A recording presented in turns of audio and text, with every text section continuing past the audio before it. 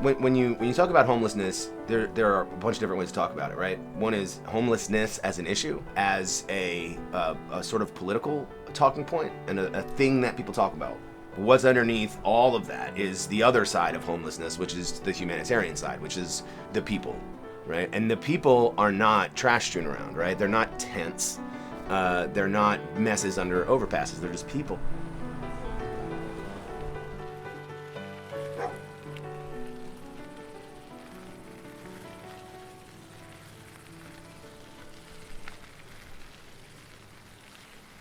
First time I was homeless because of my mother died from cancer. I became homeless. I was under a roof. And the second time, it was upon me. I wanted to experience, this situation since I've been in the street for a long time ago. So I think I might have a purpose out here.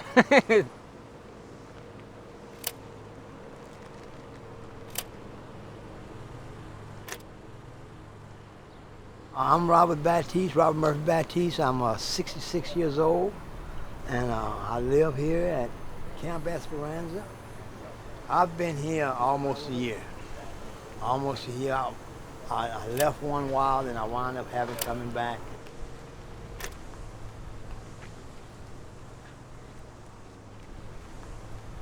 I came to live here in April, and I kept noticing her. But what happened was they tied her up and threw rocks at her, and she went crazy. And I was watching the whole thing happen, and I go, okay, not again. And I said, the dog is my dog, and she's coming to live with me. And she's lived with me ever since. And a buddy of mine, he's a filmmaker, and I've been in quite a few of his films. The one that made it out is I was dressed like George Bush. A little bit. Well, I put gray in there, part my hair like him, put a suit and tie on. I had no lines. Everything was all improv, and it turned out funny. My fellow Americans, I know it's hard to put food on your family.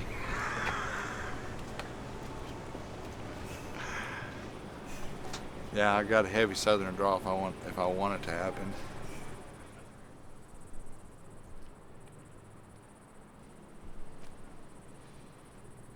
My name is Chris Baker. I'm the founder and executive director of the Other Ones Foundation.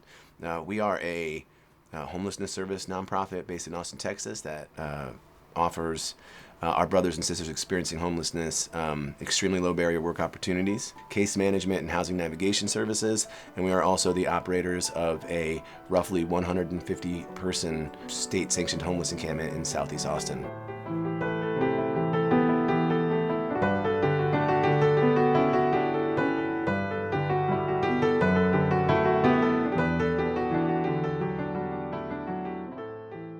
My name is Jared Slack, and I'm the Director of Relationships and Giving here at the Other Ones Foundation. So we have this site here that was started, here in the state of Texas on state-owned property, where we had, here in Austin, Texas, this continual back and forth between our local leadership and state leadership about what we're going to do as a city around homelessness. And obviously, it's Texas, and this is Austin, and so there's going to be massive amounts of disagreement around that. And so as a byproduct of all that back and forth, a decision was made to open up a sanctioned encampment on state-owned property. This is a 7-acre abandoned truck depot. It's 7 acres of asphalt. The reason why I'm here is because my health failed. I had 2 heart attacks, I had open heart surgery, and it's kind of difficult to get a job that way. For one while, I was actually sleeping on the street, and that was very dangerous, very dangerous. You got the police on one side, and you got the criminals on the other side, and you can't sleep soundly if you know that any person can walk up on you or take your life, take your belongings or whatever. And believe me, it's some dangerous people out there, And then you got people that are trying to get out of that situation. People having a locked door is really important to them. Having a place that they can feel safe is really, really important to them. Safety is something that every human being needs. And the tents, the tarps, the sleeping bags on the ground, these are not safe places to be.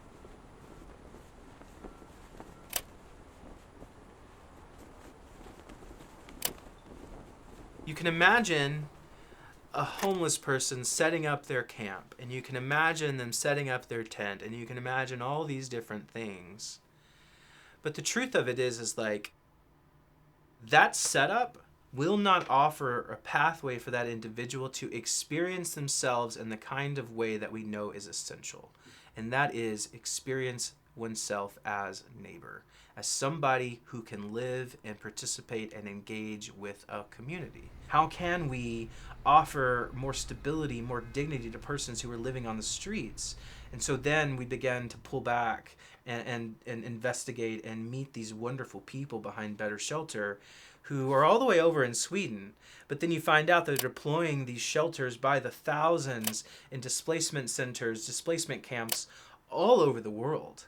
And then they themselves are beginning to ask the question, is this where we stop? Is it just the locations like Syria and the Middle East or all the other places where these shelters are being deployed? But what the thing is I love about Better Shelter is they know that this really isn't about the product. It's really about the movement. You know, one thing that I've been saying to people a lot lately, like, Better Shelters is really just about the reality that shelter is better. All the way up until I was 11 years old, I lived in the Atchafalaya Basin in Louisiana, full of alligators. So my daddy built the fence all the way around, and we had a porch on the house that ran all the way around. He'd been to build the fence around that. And so when we went out at night to use the bathroom or whatever, and we didn't step on the gators. A guy had this fence, and I gave him $2 for it and brought it here and put it up. It's just a childhood memory. And I thought it was a great idea by my dad, you know. Dad trying to keep us safe. But it reminds me of home.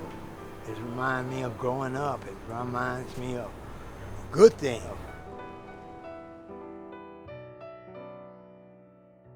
My name is Liz Baker, and I am the Chief Strategy Officer at the Other Ones Foundation.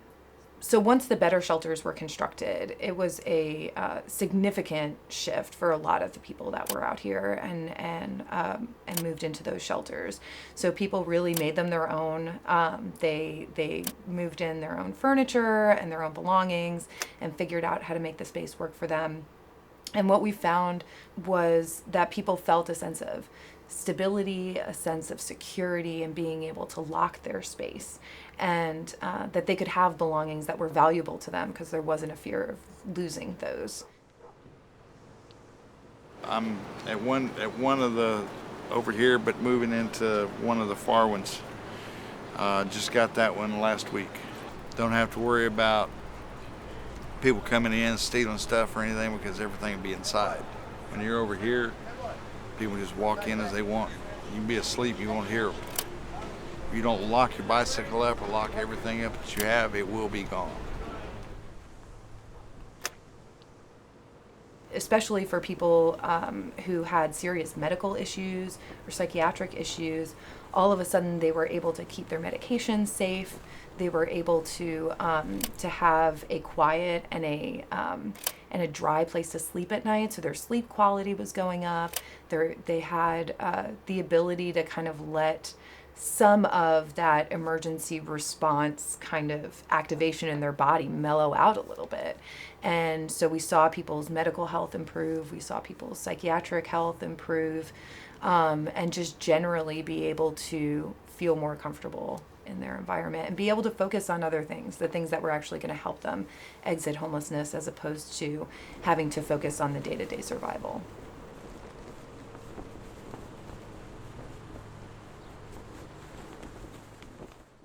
My name is Emily Ballard. I'm a social worker here at the Other Ones Foundation. And currently I'm in the case management, I don't know how to say it, like services. I'm in the supportive services side of things. I think Esperanza is really special because it really is like the forming of a community. I remember when I was an intern, there was a day I came in and we were full. And this man had just gotten out of the hospital. He was like wearing his blue hospital scrubs. And he came in and I, told him like, hey, I'm so sorry. We don't have any more space available, but like, I would love to get you a resiliency kit. And, and he was like, great. And so, I got some of his information and I went out to our giant Connex and got him this, this tub, this sturdy tub with this tent, this sleeping bag. And I gave it to him. And I just remember looking him in the eye and him saying, where do I go?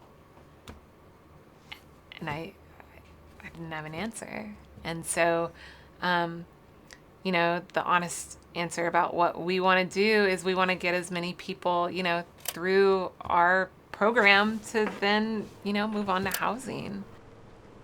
Yeah, today is my last day. One more hour. This time around, I've been homeless 3 times. And it's always been a problem of not having income. And Austin is an expensive place to live. But last time around, I became homeless in December a year ago. Like, not last December, a year from last December.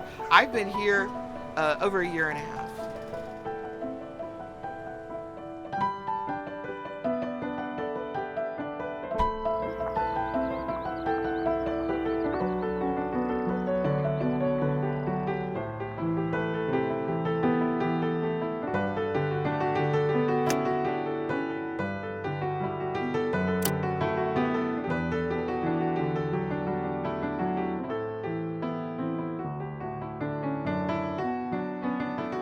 And the thing is, we have to ask the question, what is absolutely required for a person to be able to experience themselves as a neighbor?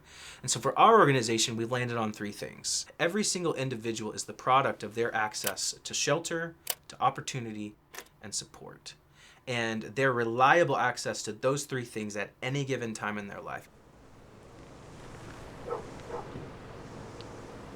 This place, I can't even begin to tell you how much it has helped me.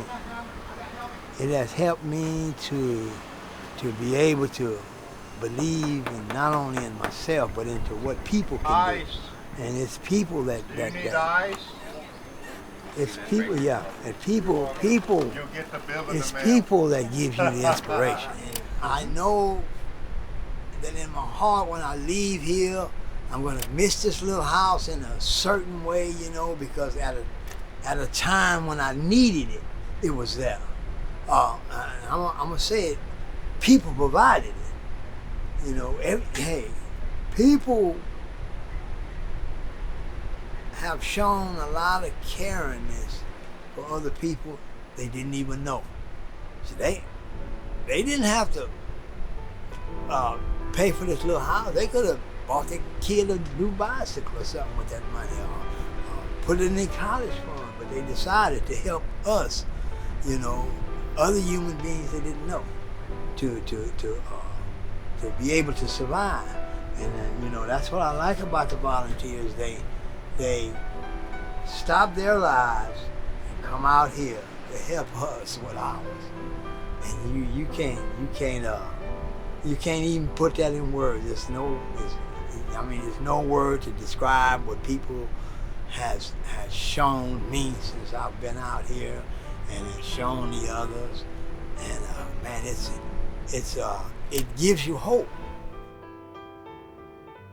I think a lot of people have this perception that people experiencing homelessness are lazy, that they're unrefined and uneducated and on drugs. And I think that more of us than we realize are 2 really bad months away from experiencing homelessness ourselves.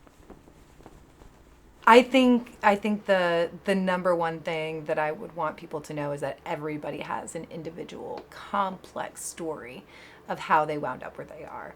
It is not one problem, one situation that happened that landed somebody. It's not one poor decision they made that landed them in this situation. It is a series of unfortunate events and often a lifetime of trauma and loss that has led somebody here. to whatever extent we can hear every person's story, to stop and hear one person's story is important to understand homelessness. One day, I had one of our supporters with me on site. And so we're walking up and down the better shelters, and they're asking questions about all the stuff. And they're asking questions about like, well, what are you guys doing as the Other Ones Foundation? Do you have rules in place that make sure that people can't just have all this stuff out front? And how are you guys moving forward with that? And of course, we have plans and ways forward with it.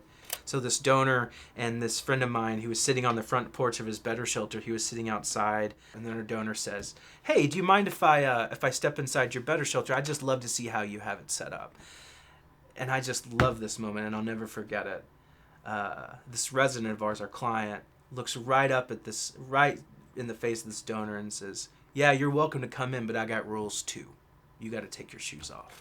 What you got to actually see, and what I haven't actually said about the story, is this donor I'm talking about is the very person who paid for all those better shelters to be on our site.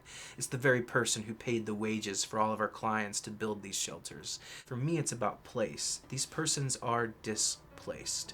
And so what I was getting to see is this individual person saying, "I have a place, and this is how we act in my place." And so you see this person through something like a better shelter making that journey from being displaced to feeling a sense of place, a sense of home, a sense of dignity, a sense of power. And it's from that place that this individual was able to voice and advocate on their own behalf. And you begin to see, like, that's the magic.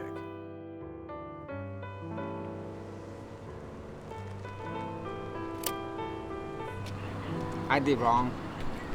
I traumatized people. I did my time. And when I got out, I vowed to die helping someone, And that's just me.